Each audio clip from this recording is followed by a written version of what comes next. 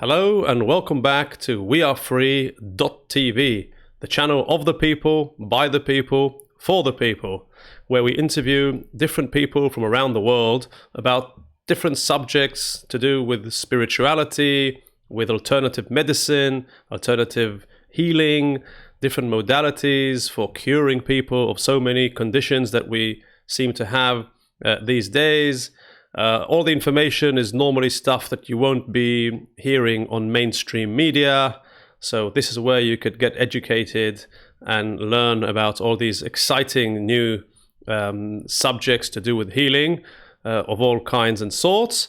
I'd like to thank people who have donated. Thank you very much. The details are shown up here if you wish to donate.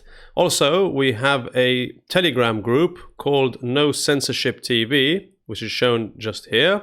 If you join this Telegram group, then whenever we post a new video, a new interview, you'll be sent a link to the group, and then you can see it. If you don't have Telegram, then we have a website. The domain is wearefree.tv. You can go there, click on join us, enter your email and name, and then we'll be sending you emails whenever a new interview is released. Also, I'd love if you could please share this interview wherever you possibly can, on your social media, on your Instagram, on your TikTok, Facebook, send it by emails, Twitter, Instagram, I said, and even LinkedIn if you have. And this way we could get all this information out to as many people around the world. Thank you very much. And now we can start the interview. Today my guest is Mr. Brett Hand. He is a Reiki master teacher, a transformational coach as well. The name of the interview is Emerald Energy Healing. We're going to talk about Emerald Energy Healing, about Reiki, martial arts, the Bruce Lee philosophy, treatments, and other interesting subjects. So hello there, Brett. How are you today? Hi there, Michael. I'm doing fantastic. How are you doing today? Yeah, I'm good. Thanks. Amazing. I mean, these are crazy times, as we all know. Crazy times indeed. Society seems to be splitting. You know, there's people who see reality in one way and people who see reality in a completely different way, if you see what I mean. Yeah, absolutely. I think, quantum physics has kind of, shown us some of that too. With any experiment or anything that happens or occurs, the observer has an effect on the outcome. Yep. So, that this way we're creating our realities. So you really got to be focused on, what you want to create, because the manifestation powers are very powerful right now. Yeah.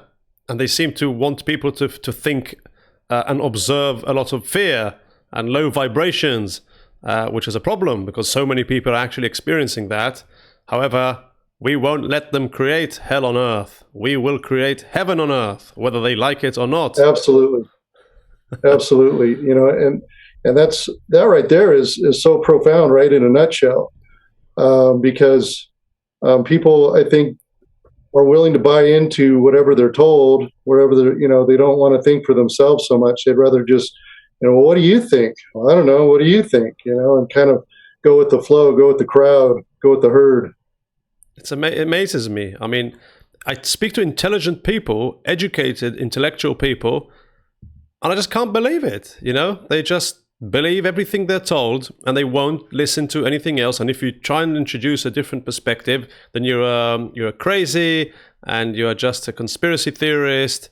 And then you have other people who are not that educated and seem to be like hippies and all that, and they seem to be the intelligent ones in terms of interpreting reality. But then other people would say that that's just me under the influence of all these weirdos who are totally wrong. So what I say is, let's just wait and see. It's not going to take that long. Exactly. In a year from now, we'll know the truth, wouldn't we? Yeah, absolutely. That's so true right there. They like to say the cabal or the powers that be. They like to slap labels, on free thinkers to try to discredit us. You're just a conspiracy theorist. You're just too many drugs in the 60s, whatever. Yeah. Absolutely. Thank God for that. Not in the 60s, but yeah, I've had my fair share of psychedelics, thank God. So, yeah, shamanic healing plants. Yes. So tell me about Reiki and martial arts. What's your experience with these ideas? So I guess I could. I had been an avid martial artist for many years. I trained various modalities or various styles. Where I really found my passion was when I trained with a student of Bruce Lee. His name was Richard Bastillo. He's left us as of a couple of years ago, but it was really interesting to train the martial art that Bruce Lee kind of brought into existence. He didn't really invent any specific martial art. He basically trained many different martial arts and created his own version, his own concept, Jeet Kune Do, which basically I take those philosophies and I apply them to just about everything I do. I think you need to cross-train in a whole bunch of different things in life until you find out what works for you specifically, and you create your own method of how you heal, just about do anything. So it really helped form, what I teach and how I heal people to this day. Okay. So what about Reiki? Can you tell us about what is Reiki? I mean, in a nutshell. Is it Reiki meridians? Well, it works with the chakras. We have 7 major chakras, and if any of these chakras have any blockages, stagnant pools of energy, any negative emotions attached to memories, things like this, it can manifest psychologically, spiritually, emotionally, and eventually physically. So basically, with Reiki, I like it when people come in to see us before it's got their issues have gotten to the point of where they're physically manifesting on them, because we can clear things out and start the transformational process, through coaching, through talking with them, counseling, and then mixing that with energy healing to remove the blocks. And then I've seen major transformations in people just in this this process that we use. So only someone who learned Reiki can actually generate the energy and transfer it to another person, or do you need a talent, or what? No, or is it a technique? No, I believe that everybody has this talent within them, locked in their DNA. What Reiki does, what I do in my classes, is I teach a basic core concepts of Reiki. Okay, but from there, I encourage the students to use that as a starting point, because this way, using Reiki, to me, just helps the student really understand what it is the powers that they have. And I've seen people that, like I like to tell people, I'm not so much a teacher as I am an awakener, because all these powers are lying dormant in a lot of people. And so when people come in and they start realizing, wow, this is cool, I can feel the energy, they can really, wrap their minds around the concept of it. One of the things I do in my Reiki 1 class is I teach a little bit of Qigong. We have a few Qigong movements, and Qigong is basically culminating Qi energy, life force energy, which is the same thing we're using in Reiki and any energy healing. And so when I can get the student to just get up, move their body, start feeling that energy flowing through, their hands start tingling, and they're like, wow, this is really cool, I can feel it. I'm like, this is what we're working with. And so once they have a tangible something to say, okay, I felt it, I know what it is, then they can start building more sensitivity to it. And so it's very, very useful. So I didn't ask you about your background. Maybe in a few sentences. I mean, what have you done in your life till you became a Reiki master, teacher, healer, and everything else we're going to be talking about soon? It's kind of interesting. I was actually a plumber for 30 years. So, a lot of people have kind of come to this kind of conclusion that I used to clear stoppages in pipes, and now I clear stoppages in people. But plumbing is good money. Interesting that, you must have made a fortune plumbing. But, I'd done it for so long, I'd reached pretty high level to where I was a plumbing supervisor for Los Angeles County Hospital. Wow. And I just got to the point where I wasn't passionate about it anymore. And I happened to go into my first Reiki session, and it changed my life. My very first session, I kind of had an idea what Reiki was. I was just going in to get something in my back was out of place or something. I'd gone to a chiropractor, I'd gone to acupuncture, and they were all kind of helping a little bit, but I felt I needed more. So I went into this Reiki master and had a session, and I had a vision during that very first session that was just so profound. It basically guided me to what I'm doing today. In this vision, I saw myself as a druid walking through the forest, commanding all four elements, growing wings and flying. At one point, at the end, I had come to this campfire that was in front of a house, like an A-frame house, and I made the flames shoot up in pillars, and did some fantastic things in this vision. And in the vision, my wife was there with my children, and she goes, "Look, there are people here who are waiting for you." And I looked over, and there's this big crowd of people waiting for me. I didn't know what for at the time. So when I came out of the session, the Reiki master, of course, says, "So how did it go? Did you feel anything? Did you see anything?" And I, described my vision in detail to the Reiki master. And it was at that point she told me, she goes, "When you walked in here, I had a feeling you were a druid." And I told her, "Wow, that's really cool. What's a druid?" I had no idea. Yeah. I kind of had this, vague idea that it was kind of a wizardy type person. So I did some more research after that and started really delving into druidry and being close to nature. And so it wasn't long after that I started taking classes, and I reached Reiki Master. And it was at that point when I knew that my calling was to go into the forest, go up into the mountains, and start a healing center. And so I gave 2 weeks notice at my job and left and came up to Big Bear Lake, California, where I am doing exactly what I said I was going to do. I have a healing center in the forest. Wow, you're living the dream. I'm living it. Unbelievable. Yeah. Unbelievable.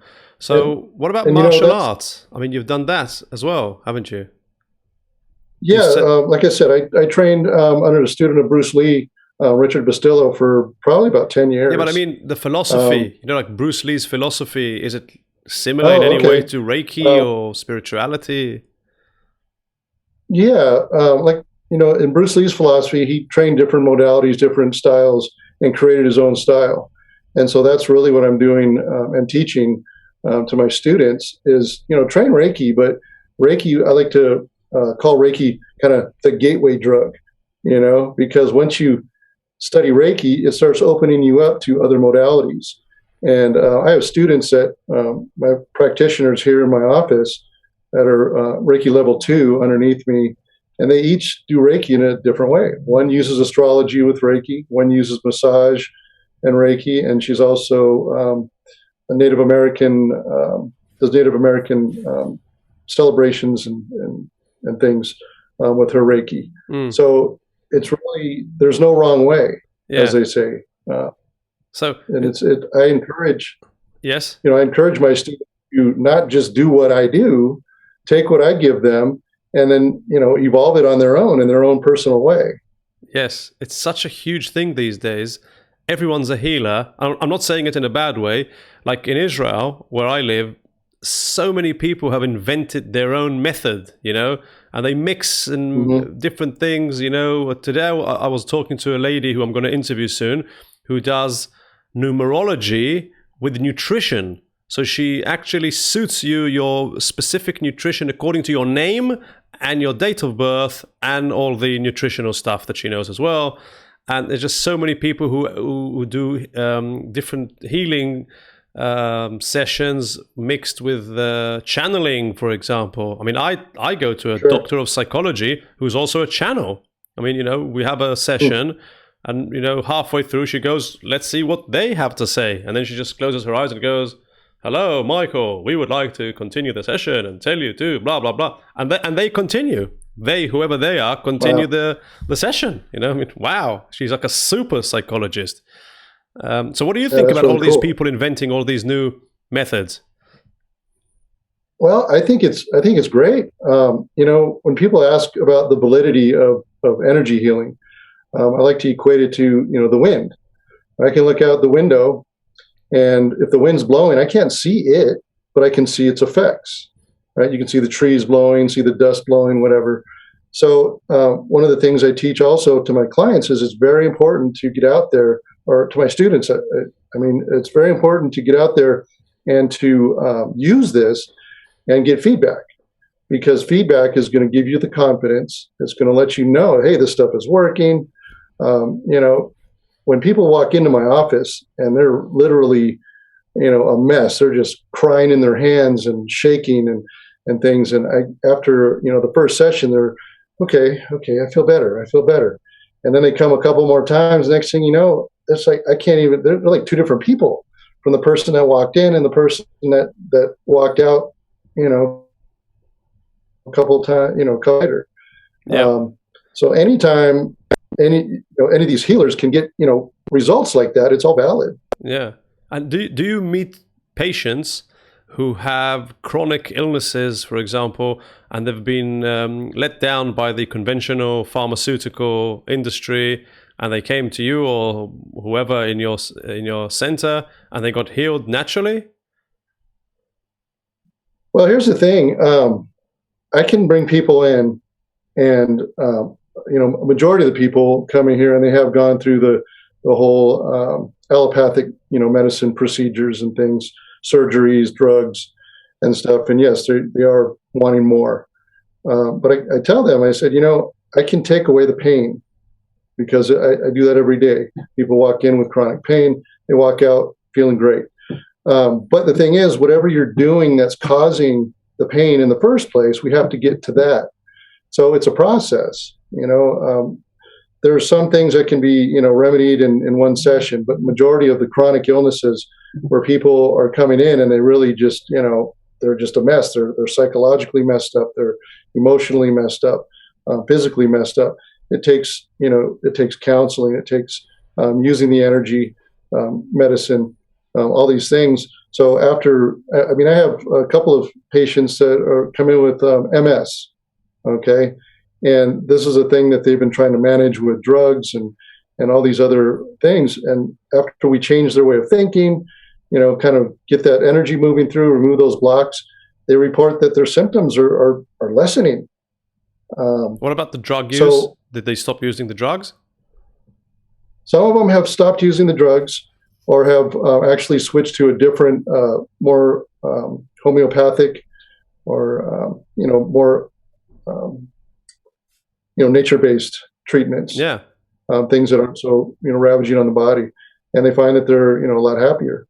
yeah. Um, It amazes me. one of my points too is like what you were saying about people coming to me after they had done the traditional medicine route. One of the things I would love to see people is come to the spiritual healers or the energy healers first, when they first start having the mild symptoms, and it may not progress into being a full-blown crisis situation. It's just ridiculous. Drugs and surgeries have their place, but that should be the last resort, not the first go-to. Yeah. It's just crazy. When I think about it, when I look at it, it never stops amazing me how we've been led astray and how we're being manipulated by whatever powers up there. What you just said is just, it's shocking. People Mm-hmm. are just being made sick chronically. Somebody up there wants us sick chronically for a long period of time, so that we take these drugs that just suppress the symptoms and don't really cure us. Actually, the disease carries on. The real reason it never gets taken care of. And then 10 years later, we need to take more pills and we're more ill. And then when they come to someone like you just cure them and tell them you should have come to me in the first place. I mean, what the hell is going on? This world is completely crazy. It's money, because dead people don't make money, and well people don't make money. They keep you sick. They keep you just managing your symptoms. Oh yeah, you'll have to take these drugs for the rest of your life. This is the only way to manage it. There's no cure. That's really the bottom line. It's just greed. Yeah. Horrible. So, what names are you known as and why? Okay, so first I was known as the Big Bear Green Man. And that kind of came from some individuals that I met who helped me to create my first website. And after we did some sit down interview, type things where they gathered information and things about what I do, and they kind of put together my website. Next thing I know, my web address was bigbeargreenman.com, and I thought that was kind of interesting. I'm like, Big Bear Green Man, huh? So it just kind of stuck. So I've been known as the Big Bear Green Man, up here for a few years. And then, based on, I don't know if you can see, the shirt I'm wearing, but it's got my mascot on there, which is basically a I don't know, like a tree man wizard type character. And so when that got created, people started calling me the Emerald Wizard. And so I really started, kind of looking into a definition of what a wizard is. And a wizard, basically was somebody who in a village or town was called the wise one, right? And he would heal people. He would give them, advice, perform ceremonies and things like this. And I perform weddings. I give advice to people. I heal people. So for all intents and purposes, I'm filling the role of wizard.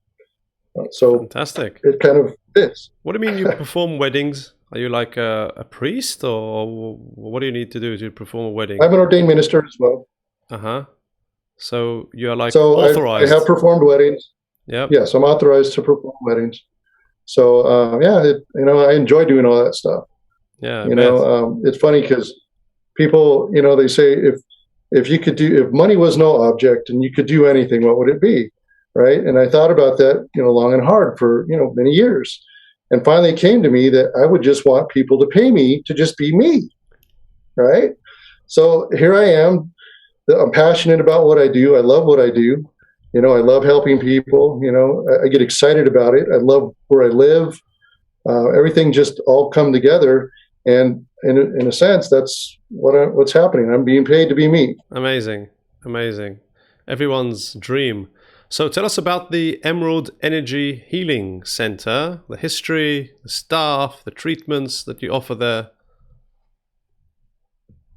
So at the Emerald Energy Healing Center, it's had a few different incarnations. We've been at a few different locations. But as of January of this year, we opened up this facility where we have about 1,500 square feet of office space here. We have 3 individual offices. So I have my office treatment space, which I'm speaking from right now. We have another office that has our astrologer and Reiki practitioner as well. And then we have another office that has our massage therapist and Reiki practitioner.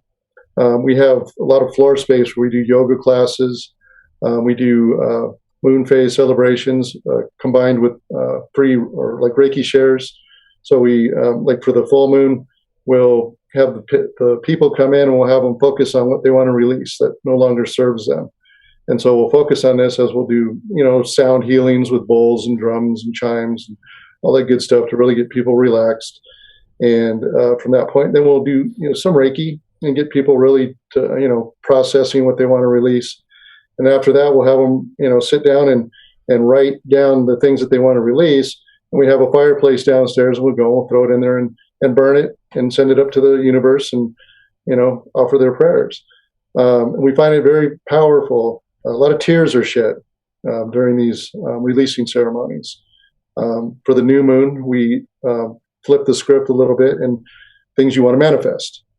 So, and it's really cool when people get in tune with the phases of the moon, because you have a new moon and a full moon in a month. Sometimes you get 2 in a month. But so you don't have to overwhelm yourself on things that you want to manifest or things that you want to release. You can just focus on a 30-day, span of time. And then that combined with journaling, you journal the effect. What were my intentions? Where am I at now? And you can kind of look back and see where you've manifested, where you've released, and it really helps people to transform their lives and be more in tune with, just the earth. Everything around us. We're all part of this earth. We're all made out of the same things. We're all made out of the same atoms, the same molecules. So we can be in tune with that. I think people can live a lot happier and calmer and less stressed out lives.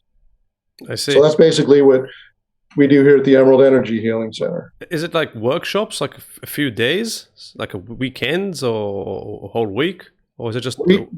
I open up our space to different practitioners if they wanted to come and do a workshop. We have yoga instructors that come in and do their classes here.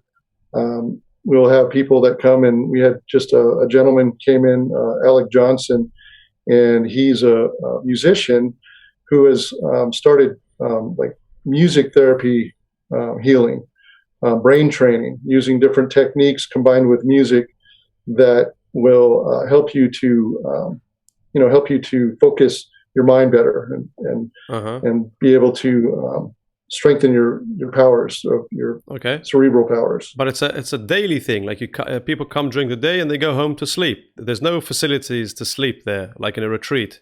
No. Okay. No. Brilliant. Yeah. Excellent. I bet it's all nice. I mean, what is it like? What is it like around the center? Is it like a forest or something, or is it in the middle of the city? Well, we actually have a zoo across the street, but I can look right out my window. Any window, I have 3 windows in my office, and every window I can see pine trees and forest. So it's very, very soothing. Being in a forest like this is powerful on its own. The healing power of nature, the trees really protect us. And so when you put a healing center in the middle of the forest, it just, compounds it, the healing effects. We have a lot of people that come up here as tourists. We're a tourist destination here. So I get a lot of tourists come in for sessions. And I have people just come in and their minds are blown, by how powerful the healing can be. Amazing. So it's kind of cool because they go back to their own towns and cities and, spread the word. And next thing you know, when I was, one of my friends came up here and got a healing from you and he loved it. And so here I am. I want a healing too. So it helps spread the word. Excellent. And did we say everything you did before this? I mean, other than being a plumber, what did you do before? Well, yeah, like I said, I was a plumber for 30 years. I used to train martial arts a lot. I was a very avid martial artist. I think I'd gone to a psychic some years ago, and I was trying to find my purpose. This is when I was still plumbing, and the psychic told me, it's like, well, it's something you're already doing. You're already doing something, and that's what's going to be your calling. And so I was like, am I going to open my own martial arts studio? She said, no, I don't really see that. I'm like, well, am I going to open my own plumbing business? No, I don't really see that. And it wasn't until after I started doing this work that I'm doing now that it clicked that I've always been a natural counselor. People would come to me, people in other shops when I was in the plumbing industry, other shops, and they would come to me with issues they had, and I said, come on, let's go for a walk. And we'd walk around. We had a 72-acre campus that I maintained. And so we'd walk around and we'd talk, and they would just, wow, I feel so much better just talking to you.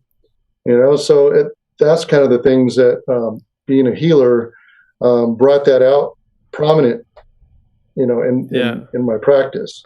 Speaking of being a healer, what do you teach as a master healer and a transitional coach? Well, I think we've kind of been talking about that through the whole interview. Okay. But, the transformational coaching is really, like I said, with using counseling, sometimes we may need to talk to them about diet, how to change their diet, maybe add some herbs into their diet, things to, kind of help bring out the wellness and to, step away from the illness. It's big to, have people change their, the way they talk about themselves. because you don't want to own the illness. You don't want to say my disease. You never want to say that. You want to say there's this thing that I'm working with right now, and I'm transitioning through it. And we change the perception, and with using the energy healing, along with just trying to reform the way they're thinking about themselves and the world around them, it's raising their vibration. And as we raise their vibration, they transform. People come in here and really just were able to get to the core of the issues, and I see people transform on a daily basis. So the that's transitional. what keeps me passionate about what I do. So basically, instead of saying I'm a practitioner, healer, physical healer, instead of saying healing, you're saying transitional, as in you're transitioning the person from having a medical condition to a person without that medical condition. That's the transition. Correct. Because I thought it was like someone who's stuck in his life and he's unsure what to do, and he's working in a job that he doesn't like, and he's in the wrong relationship, and he needs a transformation of his life. So he comes to you like a coach, like a life coach. But that's not it. Well, no, that's part of it too. We do that also. That's all part of my sessions. I charge by the session. I don't charge by the minute or by the hour. I'll get people in here, especially somebody who comes to me for the first time, and the first hour, maybe hour and a half, is just talking. Mm-hmm. And we're getting to the root of the issues. I had this one particular client who came to me, actually it was, I think, last week. His wife had made the appointment for him. He got up here to Big Bear and was just like, okay, so what should we do? And his wife says, oh, well, you got to hurry and go to your session. It's like, session? What session? Right? So he was reluctant, but decided to come in. He was having a lot of trauma through family relations. And so we started talking, and a lot of times, well, I'm good, I can handle it. Everything's fine, but the more we talk, the more questions I ask, the more we dig deep. Next thing I know, he's breaking down and he's starting to sob a little bit. So we got done talking, and he was kind of like, well, so is that it? Are we done? I'm like, well, we do Reiki too here, and I'm pretty good at it. I was like, you want to try it? And so he goes, well, I had a friend of mine who had a Reiki session, and she said that it was very, very helpful for her. So yeah, let me try it. So I started, and what I do with Reiki is I'll open the chakras in the feet, so we have a place to push all the stagnant energy out. Right? You don't want to just compact it into a trash compactor. So then I'll start at the head, and I'll start working down, and we'll push the energy, the stagnant pools, all out through the body. And so when I got to his shoulders, next thing I know, he just started breaking down and sobbing like heavily. And he goes, man, you are good at this, and so we kept going down and kept going down. And by the time I got done, I bring the client back to the room, mentally, and I go get them a glass of water, and then I let them kind of come out of the meditation, on their own, at their own speed. And so he sits up and he's like, wow, that was intense. He goes, it was interesting when I was laying here, and I could feel your energy as you walked around the table. And he goes, I started thinking to myself, is this guy a Jedi? And so he described all these different sensations as they went through his body, and was just blown away. Wow. And so I followed up with him and his wife just a few days later, and she was just like, wow, he's like someone different now. So this is like an extreme case to where that transformation occurred in one session. Yeah. But and I think too is the more blocked that somebody is, the more extreme the transition is on the first session. Yeah. Because I never understood this blockage thing. I to be honest, I don't even know. I mean, to me, chakras are like electricity. I've never actually seen electricity. I mean, I know theoretically that it exists, or the word energy. I know there's a word energy, but I've never seen energy, if you see what I mean. And I've never seen chakras. I mean, how do I know that they really exist? Or no, how can I actually see or feel my own chakras or someone else's? Is there a way? There's actually there's a photography. It's called Kirlian photography, and I have some photographs that my Reiki master took of her own daughter before and after a Reiki session. And in this Kirlian photography, people are actually able to capture the color of the aura, and they can actually see the chakras in the body, because it's on a different spectrum than our eyes see. And so it was really interesting. You can see that the chakras are kind of covered up and disformed and stuff, and afterwards they're just round and glowing, and the aura goes from like being almost gray to like a bright green, bright yellow. It's really kind of cool because when you think about it, acupuncture, just a few years ago was looked at as being voodoo.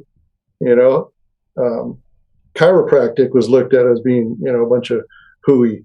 And once I think energy healing at this point, they don't have a way to actually quantify it, with some kind of process to measure it. But science will catch up to reality soon enough, I guess. Yeah. With so many things, it has to catch up. Unbelievable.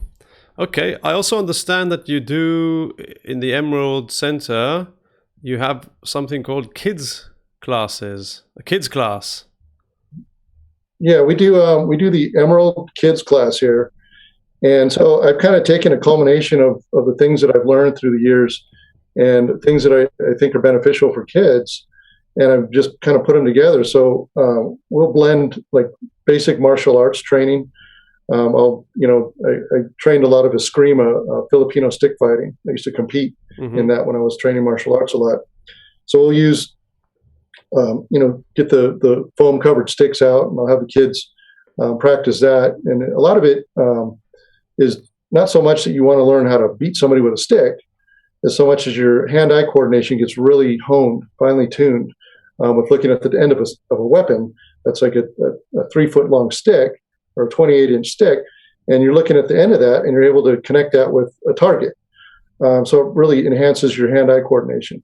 So then we'll use and it helps your balance as well. I'll break out the boxing gloves and the focus mitts, and we'll practice just some basic strikes with boxing. And so it's just basic martial arts. I'm not teaching like a martial arts course where a kid's going to be a black belt. It's just basic martial arts movements. And then we'll use guided meditation. And with guided meditation, we'll have the kids lay there. I'll read a meditation, and then when the meditation's done, I'll have them we have a table with paper and colored pencils and crayons. I'll have them draw what they saw in their meditation. So it helps really to grasp the meditation. Because a lot of kids, because we have the ages of our kids are anywhere from 5 to 12 years old. So the younger ones may have trouble verbalizing, things that they experience in their meditation, but they can draw it.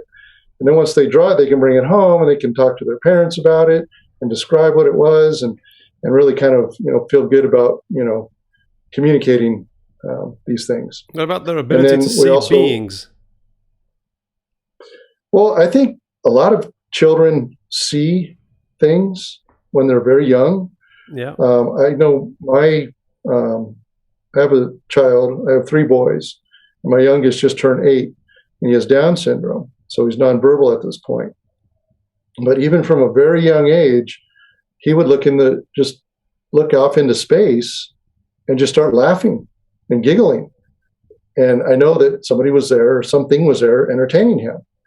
And so many times, like my middle child, he's 10 years old, and he would come to us and say, I saw a shadow, or I saw this, or I saw that. And so I think a lot of us have these abilities to see other dimensions or other spiritual realms. And we're always told, oh, it's just your imagination. Stop doing that. And they punish the child for lying or something. My approach is to enhance that, to talk about it with them, promote these things. If they're seeing it, these things to them are real. And I think if we, allow the children to develop these skills, that, wow, when they get to be older, they're going to be teaching these things, and our society will have transformed into a society that's more spiritual, more aware, more awake, ascension, so to speak. And so, when I say that a lot of kids see things, have the ability to see things, that's what I'm referring to. Yeah, amazing. Yeah, I've heard that parents just suppress it, as you say, and they try to give them, sometimes even medicate them at later stages. Yes. It's just horrifying. Again, part of the old world that's crumbling in front of our eyes. Thank God. Also, yes. I understand that you give free Reiki. Well, you have a free Reiki clinic. So tell us about that. Yeah, so we have a local hospital up here, Bear Valley Community Hospital, and they approached me way back in, I think, 2016, and said they were putting together a program for alternative healing, and they asked if I would come and be a part of it, if I could do a demonstration. So I said, sure, I'll do a demonstration. So I figured, I got there, and the room was full of about 30 other practitioners, and so I'm figuring, okay, well, I'm going to do a presentation, and then I'll sit and watch everybody else's presentation. So I did mine. It was interesting. I had to ask for a volunteer to lay on the table while I did my Reiki, and so I was narrating as I went. As I put my hands on a certain position, I'm narrating why I'm doing this certain thing. And so when I got done, the woman sat up and went, "Wow, that was incredible." And I was like, "Really?" I didn't think. Excuse me. I didn't think it was going to be that powerful when I was kind of just doing an abbreviated session, narrating as I went. And then as it turned out, she is a pharmacist at one of the local pharmacies here in town. And so to have somebody at the opposite end of the spectrum have such a profound experience, during a mini, abbreviated session was pretty cool, to say the least, to be giving a presentation to the hospital. So as I sat down, I waited, and I found out that I was the only one who was doing a presentation that day. So they asked me if I wanted to start doing a clinic there. And so I started out through the pain management clinic that they hold for trying to get people off of, manage their pain, get them off of opioids and things like this. So it just kind of took hold from there. So now I do this clinic. I've been doing it for the last 4 years or so, the first Friday of every month. I offer a free clinic. Anybody who wants to experience Reiki can come in and first come, first serve. And we're there for a couple hours. At any given time, some of these clinics, I've had up to like 20 people show up where I needed to bring in extra practitioners, multiple tables, and really just, kind of put ourselves out there, to and where do you put do our money where our mouth is. In the hospital, or they come to you? No, it's a clinic next to the hospital. It's a health clinic, and so we do it in one of the rooms in the clinic. I see. Amazing so karma. People actually come to the clinic. Yeah. For you, perfect karma. Cool. Yeah. So they come into the clinic, and you're there for 2 hours of your time, and whoever comes in gets a free Reiki session. Correct. Amazing. And a lot of times it'll translate over to somebody. Wow, that was really cool. I want to book a session, and so they'll come to our place. Yeah. And then they'll really, get a full session, because we can only do about 20-minute sessions, in a free clinic setting. Yeah. So I have to, kind of cut it down. Yeah. So everyone can enjoy. Yeah. Absolutely. To be fair. Wow, Brett, what can I say? Such a wonderful interview. I mean, amazing stuff you're involved in. So interesting. And I'm wondering, is there a message you'd like to give our viewers from the bottom of your heart? Directly address them, if you may. Brett Hand, go ahead, please. Well, my passion is helping people, and I really, it's the reason I do what I do. Obviously I went from a 6-figure job to, being a healer in the forest. I don't do it for to be a millionaire. Money's great, don't get me wrong, but you have to follow your passion, and when you follow your passion, the rewards are so much more than monetary. My wish for everyone out there is to seek out, natural and holistic healers for anything that's not going right with you.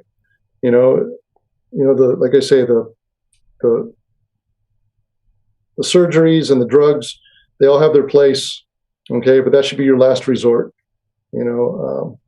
Really just try to, when you're feeling bad, when you're feeling like you're stuck in a situation, you're feeling blocked, go see a healer, get that stuff unblocked and let your life, blossom, so that you don't end up having a chronic illness in the first place. Fantastic. That'll be my wish. Fantastic. What a lovely message. And as I said, I really enjoyed talking to you, and I think it was absolutely wonderful. And all I could do is say to you, thank you very much. Well, thank you too, Michael. I appreciate you, having me on here. I just, hope that people watch this and, something in what, we talked about, kind of, clicks for them, and the light bulb comes on and they, decide to, start on a new path. Absolutely. So good luck with everything, and take care. And to our lovely viewers, thank you very much for watching. As you can see, we should all follow our passion, just like Brett Hand did. We can all find it within us and do exactly what it is we're meant to do. So thank you for watching, and goodbye.